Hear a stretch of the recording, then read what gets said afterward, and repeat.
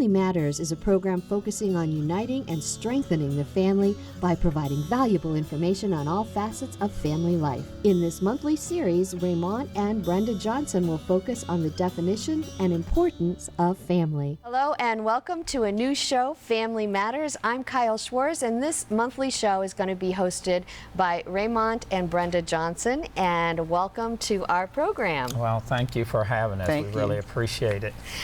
Before we talk about Family Matters and what you hope to accomplish with this series of shows, let's talk a little bit about each of you, since you're not new to Alliance community. You were both born and raised here. We'll talk about that, but you come back and you've started this ministry program. Yes. So let's talk about your background. So you were both born here, right? Yeah, born here in Alliance, Ohio. Graduated from I graduated here from Alliance High School in 1978. Yeah, and after graduating, I worked here locally and then went to college, but then I ended up going into the Air Force and made a career out of the Air Force, and that's how we ended up in Washington, D.C.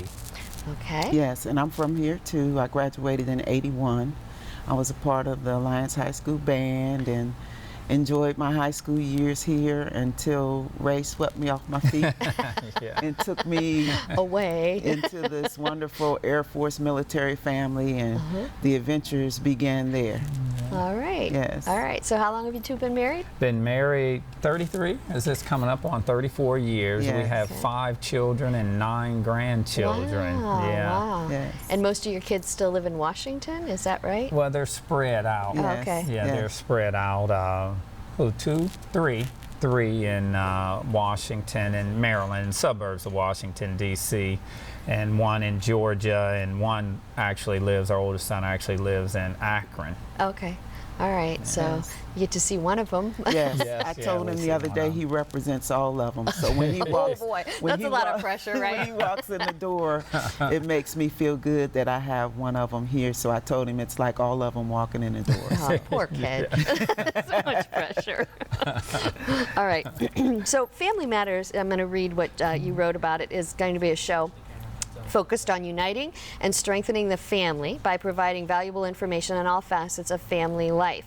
We'll be talking about marriage, parenting, being single and satisfied, managing the blended family, single parenting, co-parenting, and defining what is meant by family and the importance of family. And of course, not all on this show today. Right. Because that is a broad That's range. yes. But Right. again, like I mentioned before, this is a new monthly program that we're going to be doing. So today we're going to talk. We're going to define family. Okay. yeah. So let Brenda talk about that. When we talk about family, what do we mean? Well, when we talk about family, it's any group of people that may reside together or have made a decision that they're going to support one another. It can also be a family of people at work. Sometimes I hear people say if they work at a school, my Alliance High School family, or it could be maybe a group of friends who share in a house and they all live together. They may not be connected by DNA, but they decided to reside together and they take care of one another, they support one another, they live together, they know they want to live peacefully, so therefore they have to operate as a family. And of course it goes back to also having a married couple and children, maybe grandma lives with them, maybe sisters live with them. All of those, however anyone decides to define family is fine. It's that we know all families need the same things. Right. They all need that type of support that we're going to talk about on Family Matters. Right. And unfortunately, it's not how it used to be, where there was a mom and a Right. dad. And it's changed so much. Yes. But that hasn't lessened the need for the family Right. Yeah. structure of some sort. Yeah, what I like to say is that in this day and time, because of many factors, right, the blended family is actually becoming the normal family. You know, we talk about the Right. blended family, Right. but a whole lot of factors go into that. But the blended family is becoming the normal family, so we need to make sure we know how to manage that family so that it can still be a healthy family. Okay. All right. And what are some of the qualities that this unit should have that we define as family? Well, one of the first ones is love. And that just goes back to what we learned. I remember learning this in Sunday school and also in elementary school. The first thing we learned was do unto others as you would have them do unto you. And I found out later on that that was actually in the Bible. But at the time in kindergarten and first grade at Morgan Elementary, we learned do unto others as you would have them do unto you. And nobody wants to be treated bad. So love comes into a family and it prohibits us from treating one another bad. If you love yourself, you love others the way you love yourself. So that's one characteristic that you definitely have to have in the family is love. The other one that I want to talk about is support. That means I live with you, or I know you, I work with you, we're family members, we're cousins. We support one another. I take an interest in what you do, you take an interest in what I do. I'm interested in your education. I'm interested in how your children are doing. I'm going to come to some of your functions that you have with your family. I'm going to come to the play that you're producing at the school. You share interests with one another and you're there to support them, whether it's good times or bad times. Well, what we saw, because we didn't talk about in the entry, but both of us, I'm retired from the United States Air Force, and we lived in the Washington, D.C. area for, what, almost 30 years, Yes. about that, before we came back to Alliance last year. Back here. Yeah, we just came back here in 2014. In July of 2014, we came back and we started the ministry out there, Spirit of Faith Christian Center of Ohio, and we're in the plaza. But what we found out, both of us, I'm retired from the military, but we were both actually teachers. Oh, okay. Yeah, so I was teaching high school, teaching junior ROTC, so I taught leadership and management, and she was a music ed teacher in Washington, D.C. So we were educators there, so we got to see a lot of children who did not have The support this that you're family talking support about. that we're talking about. Right. I worked in a couple different school districts and it varied, but where Brenda worked, talk about that a little, some of the children you had to deal with. Well, some of the children, you know, being in music education, we had programs that we Performances, put yeah. on and performances, and the students would be so excited when their parents or their uncle or their grandma, my grandma's coming to the program. But there were also those kids that I had to console and talk to because nobody was coming to support them. Nobody was coming to see them sing in the program, and nobody was coming to bring cookies like somebody else's parent was coming. So family support is very, very important. And when children don't have that, they're going to look outside wherever they can find that support. And unfortunately, it leads them into gangs, it leads them into getting the wrong kind of support that they think is their new family, but turns out to be a very negative experience. And that's for what them. statistics tell us, that a lot of children will join gangs, and that because it gives them the benefit. Connection, right? Connection. It gives them family.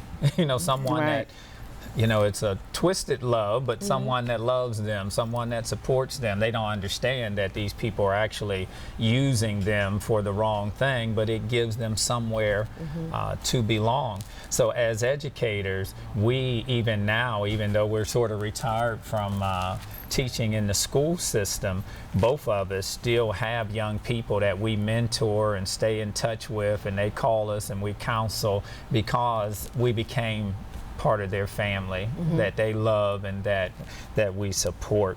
And Yeah. another thing is you talk about having trust when it's in a family. Must have that it's trust. very important to have that because people need to have a safe atmosphere, adults and children alike. You need to have a safe atmosphere. You need to know that at home or that within your family you can be yourself. You can trust that those family members are going to be with you no matter what happens.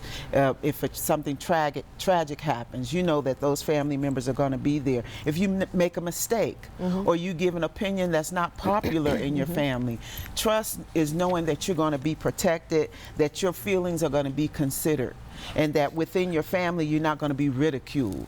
You're not going to have your possessions or things that you hold dear to you are not going to be violated. And that's very important for children and adults alike. Everybody's home or everybody's family should be a safe place, and trust is a part of that. Okay.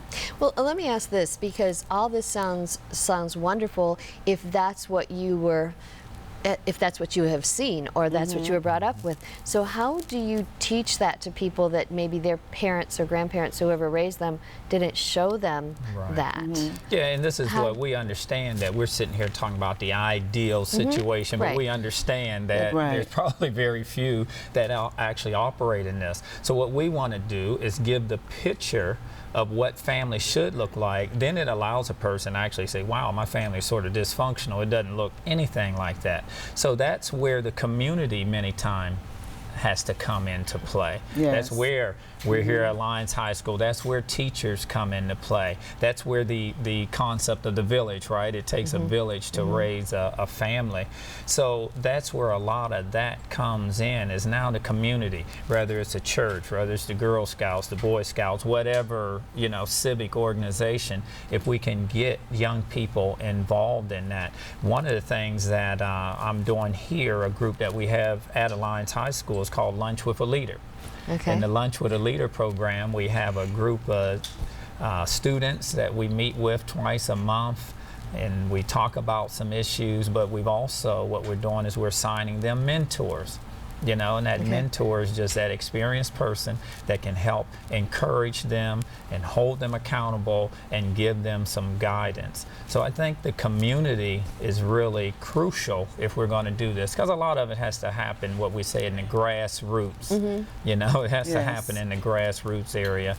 And those of us that understand whatever our experience might have been, or if we can just reach out, you know, to someone else and help them and come alongside a family that is struggling, as it were. One thing, we do family counseling, you know, so we came here to Alliance to add value to the community and to be a resource to the community.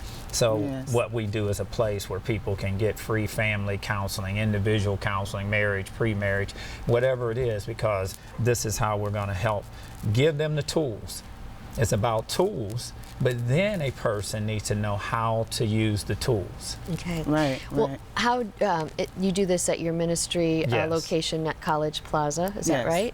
So how does someone get help like that? How do they contact? Well, you can come get help by coming to one of our programs, or you can also call the church, and you can get help that way. One of the programs that we do for our youth is called Sing for Your Supper, and I teach them how to cook. I have a group of volunteers that work with me, and we teach them, we give them practical tools of how to cook, how to measure, how to put a meal together. Then I also give them voice lessons. So they learn how to sing, they learn how to sing properly, they learn how to breathe properly, and that gives them another skill that they can use later in life if they desire to.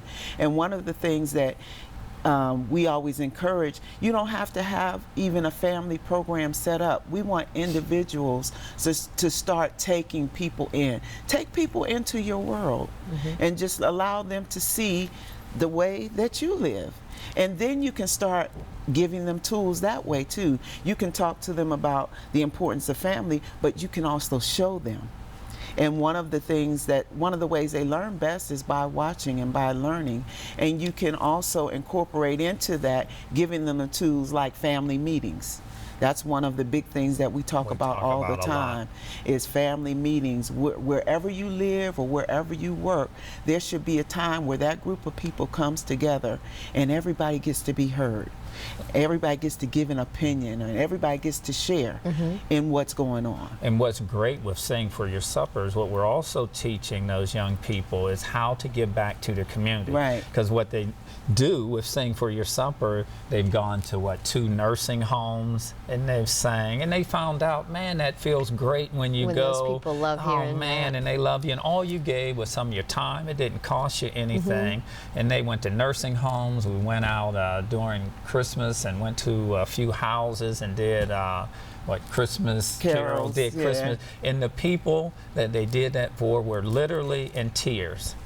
And what that can do for a young person's heart to go, wow, look at the effect that I can have on someone else just by sharing a little bit of myself. Yes. Well, Brenda, is this something that you did somewhere else, or is this something you just brought to Alliance, or had you done Sing for Your Supper in Washington? Or? Sing for Your Supper is something that I've had in my heart for many, many years. When my kids were teenagers, their friends always came to our house. Our house was the hangout spot. So I decided one Friday evening, that we were going to make homemade pizza. And I told them to invite as many friends as they wanted to. I had all the ingredients and everything set up for them. And they loved it so much. They still talk about it today. And most of them are adults now, and they have their own children. And they say, oh, remember that time, Miss Johnson, when you had us over for pizza night and we got to make our own pizza? And so from there, it just really stayed in my heart, and I always wanted to do it. And I didn't know at that time I was going to be doing it in Alliance. But as we moved into ministry and I saw this opportunity to do it, I was like, now is the time. And I just knew it was the time to bring it.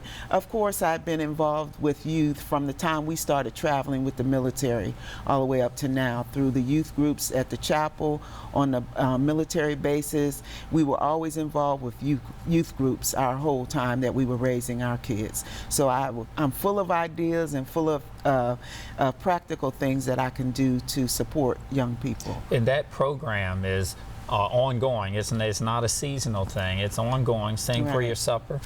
Meet at our location there, and it's a community choir. It's not a gospel choir at all, because she's music background, so they sing all genre of positive music. So it's a community outreach program, and it's open. They meet every first and second Friday at 5:30 p.m. Lasts from about 5:30 to 7:30 p.m. And what is the age group? It's 5 to 18. Okay. We want the older ones. If they don't want to sing, or if they don't want to actually do the cooking part, we want them to assist. We want them to help the younger ones. Mentor. We also would like college students and other adults to come and just come in. You don't have to come for a certain amount of time. You can give whatever time you want. If you have an hour, you can come and say, I can stay an hour. I can come once a month. I can come when you go to the nursing home. We want people to give back. We want them to get into community service, and this is one way that they can do it. It helps us, it helps the young people, and I found that the adults that are working with us have just as much fun as the young people have. As the young people. Yeah, I do too. I'm exhausted after every session, but I have so much fun. I enjoy it so much. Well, that's great. That's great. Well, we covered a variety of things briefly, and we're going to get into some of those more in depth as we go along. But what else can our audience expect from some of the upcoming shows for Family Matters? Well, like we said, we're going to be covering every facet of family life. As I mentioned earlier, the blended family is becoming the normal family. So one of the subjects that we'll be covering that's very important is how to manage the blended family. When you're bringing these people together from these different backgrounds, and now you have children and they have children, how do we learn how to get along, as it were? Because the